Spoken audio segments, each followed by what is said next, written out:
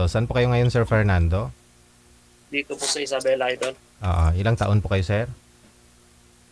38 po. 38. Bali, dito ka para mag-shoutout o gusto niyo mga makahanap ng anong hinahanap mo?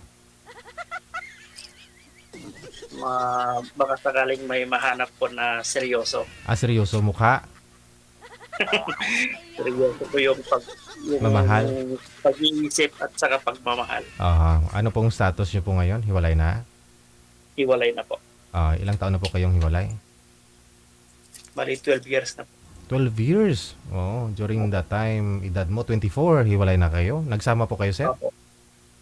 Opo sir, nagsama po kami pero simula po nung isang taon yung anak po namin, nag-ibang bansa na po siya. Then, simula nun, nagsama siguro kami mga isang taon. Okay. After mag 1 year old po yung anak ninyo, nag-abroad na.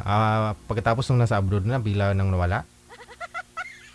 Umuwi naman po pero nagsama kami ng ilang buwan lang. Bumalik na naman. Then, bumalik. Yun, may iba na siya.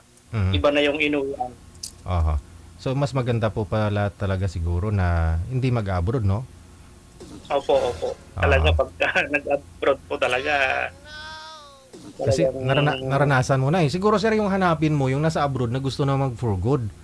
At least wala nang nga lang meron po kasing gano'n na pag nasanay na sa abroad parang ayaw na umuwi dito sa Pilipinas eh. No? Lalo pat walang trabaho dito sa Pilipinas. Pero ang balita ko po nasa Pampanga yata yung ex-wife ko. Pero parang may anak na daw yata. Pero kasal po kayo? Sinend po sa akin yung picture ng anak niya eh. May kasal po kayo, sir? Hindi? Kasal po kami, sir. Yun lang, no? Sige, yung anak mo nasa sayo? Opo, nasa bahay po. Siya po yung tumatao dun sa bahay. Ilang taon na po anak ninyo? 19 na po siya. Ay, ganun? Ay, nga, no? Kasi sige. Bata po kasi ako nung eh. Nag-asawa, bata pa nagmikos-mikos? Bata po naglande. Nakapagtataka lang sir kasi 19 na po yung anak mo tapos kung 19 yung anak mo ngayon 38 ka, ibig sabihin 19 years old tatay ka na? Opo. Tapos anong year po nag-abroad si misis mo? Nasa 2008, 2007 sir. Okay, sige. Yan po pala. Okay, sige. No? Hanap pa ho kami sir 38 years old si Sir Fernando. No? Mula sa saan nga po kayo sir? Nandito po ako ngayon nagtatrabaho dito sa Ramon Isabela sir pero taga Nagtipunan, Quirino Province po ako. Okay, sige. No?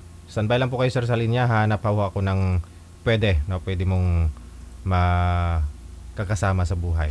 Ha? Okay, sige. Thank you so much sa pagtawag.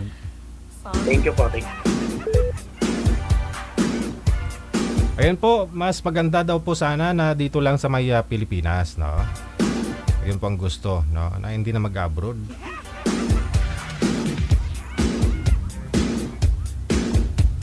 Okay nga. Kaya nga ho dapat capable ka mag-build ng pamilya. Yun bang ready ka na talaga mag-asawa? Yun nga sabi ng mga matatanda nung araw, sikapin ninyo na mayroon na ho kayo na ipunda, bahay. May mga trabaho kayo, no? Mga pangangailangan ng bubuhin mong pamilya, no? May pinagkukunan ba? Bahay, may tirahan na. Para ho kasi, mahirap na ho kasi mag-invest, no? Mahirap na ho kasi hanapin o maipunda kapag ho mayroon ka ng mga anak. Tama nga naman. No? Rason na minsan yung iba may anak kapos abroad. So ang tendency, alam nyo naman pag nasa abroad, no? 5% na lang talaga yung nakasaka-survive dyan. No? 95% na hiwalay, ha?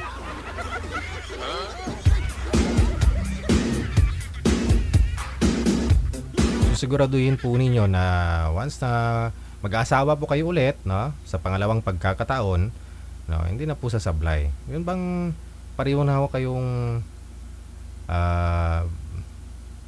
mabubuhay kayo kahit dito lang sa Pilipinas, na? Pero sa tingin ko sa panahon ngayon, Diyos ko Lord, magkano na yung gasolina kanina? 127. Sa Shell yun, sa Shell. O, doon kanina sa Shell. Sus, maluoy ka. Pag pinultang mo, manager. Pag drain na drain, kunyari, no? Kulang-kulang 10,000 kag. Dati minsan 3.5, 3.6 okay na, no? Masagad-sagad na ho yun eh. So kailangan kasi ng bata, no? Kaya kailangan ng ano po talaga, kailangan ng sasakyan, no? Kasi malayo yung school ng anak ko. Hindi rin pwedeng motorsiklo yung 5 taon, no? Eh kung ako lang ho talaga, kukumute talaga ako ng manager. Pero wala kasing kahit mga jeep ngayon, hindi na bumabiyahe. Bus? Wala na talaga, wala nga hong ano eh. Ang daming mga nag-aabang ng mga pasahero kanina. Mas maluoy ikaw. Yun bang may sasakyan ka, takot ka rin kahit gumamit ng aircon, no? Buksan mo na lang ho talaga yung bintana para kahit paano may hangin. Gastos sa gasolina, no? Yung gasolina medyo okay pa, no? Meron nga ho doon 90. Yung crudo talaga, yung diesel yung 126, 120. Yung sa Petron 120. Oo.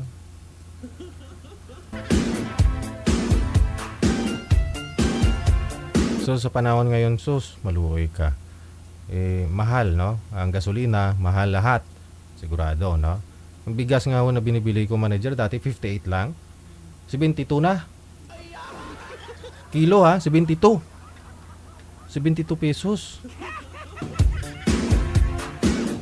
Makaon ka daw, ginahungit mo kugling mo daw iluwa mo. Aasahan pa daw na tataas pa, no, yung mga bilihin, no. Siyempre, yun po yung mga pangailangan ng tao, bigas.